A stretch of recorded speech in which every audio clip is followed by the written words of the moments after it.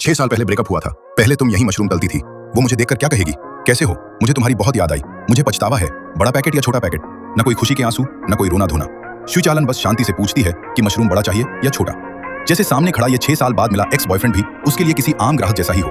ची शयत उसकी बगल में खड़ी उसकी समझदार और प्यारी बेटी को देखता है। बेटा, अंकल को नमस्ते करो। अंकल। ची शयत हिसाब लगाता है। ये बच्ची शायद उसी वक्त की है जब उसने उसे छोड़कर किसी और के साथ भाग गई थी। उस समय ची शयत के पास कुछ नहीं था, लेकिन अपनी टूटी फूटी साइकिल पर भी उसकी दुनिया बस वही थी। लेकिन जब उसका एक्सीडेंट हुआ, शिवचालन ने अचानक रिश्ता तोड़ दिया और किसी और के पास चली गई। आज दोनों की हैसियत और पहचान बिल्कुल अलग हो चुकी है। ची शयत गुस्से में मशरूम लेकर अपनी गाड़ी में बैठ जाता है। वो कैसे मेरी ही बेटी से मुझे अंकल बुलवा सकती है? ये बच्ची कैसे सिर्फ उसकी ही हो सकती है? भले ही जैविक रूप से इसका पिता कोई और हो, लेकिन शिवचालन की जिंदगी में सबसे गहरा असर मेरा है। तो क्या मुझे इस बच्ची का पिता नहीं होना चाहिए? क्या ये बच्ची मुझे पापा नहीं बुलाएगी? तभी उसका दोस्त देखता है कि शिवचालन के पास वही आदमी खड़ा है जो 6 साल पहले उसे लेकर गया था। ये देखकर ची शयत के अंदर बदले की आग जल उठती है, लेकिन उसके बदले का तरीका अजीब ही निकलता है। वो शहर के बीचों बीच रहने की बजाय रातों रात अपना सारा सामान उठाकर शिवचालन के घर के नीचे आकर बस जाता है।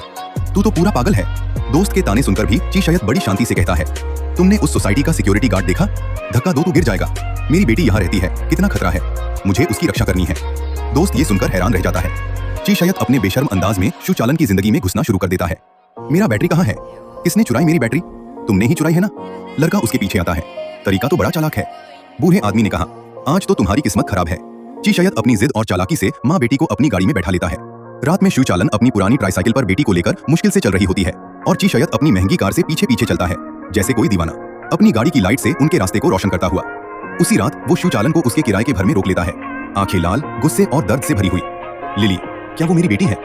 शिवचालन अपने होंठ काटती है और ठंडी आवाज में मना कर देती है, लेकिन ची शयत उसे बहुत अच्छे से जानता है। उसे यकीन है कि वो कुछ छुपा रही है। वो अपने दोस्त से कहता है कि रोज उसके लिए ताजा आटा और मशरूम भिजवाए। दोस्त कहता है, सीधा उसके लिए आटे का कारखाना और मशरूम फार्म क्यों नहीं खोल देता? ची शयत कहता है, ये आइडिया अच्छा है, मैं करूंगा। दोस्त परेशान होकर कहता है, अगर बच्चा सच में किसी और का हुआ तो तू तो बेवजह बर्बाद हो जाएगा। लेकिन ची शयत पूरे विश्वास से कहता है, जब वो प्रेग्नेंट हुई थी, हम साथ थे, तो ये बच्चा मेरा ही है। उसका ये पागलपन भरा प्यार कभी चौंकाता है तो कभी दिल तोड़ देता है। तभी एक अनचाहा मेहमान आता है। शहर की क्राइम ब्रांच का इंस्पेक्टर ची शयत से मिलने आता है। वो कहता है, वो बस एक लड़की है जो अपने अतीत को भूल नहीं पाई। आप उसे नैतिक रूप से जज कर सकते हैं, लेकिन उसे अपराधी मत समझिए। मैं शिवचालन के बारे में आपसे कुछ जानना चाहता हूँ। क्या आप दोनों रिलेशन में थे? 4 साल साथ रहे, 6 साल पहले अलग हो गए, लेकिन आज भी मैं उसे भूल नहीं पाया। इंस्पेक्टर बताता है, 20 साल पहले शिवचालन के माता पिता एक रहस्यमयी आग में मारे गए थे। उस समय सबूत कम थे, इसलिए केस को एक्सीडेंट मान लिया गया। तो क्या आप कह रहे हैं कि वो आग हादसा नहीं थी? ये सुनकर ची शयत के होश उड़ जाते हैं। दोस्त कहता है, तू उससे दूर ही रहे। लेकिन ची शयत कहता है, अगर सच में ऐसा है तो क्या मैं उसे जेल जाने दूंगा? उधर ऊपर शिवचालन चुपचाप किसी को फोन करती है। जैसा मैं कहती हूँ वैसा करो। 20 साल पहले सब कुछ छुप गया था और अब भी कोई सच्चाई नहीं जान पाएगा। 20 साल बाद तुम आजाद हो जाओ।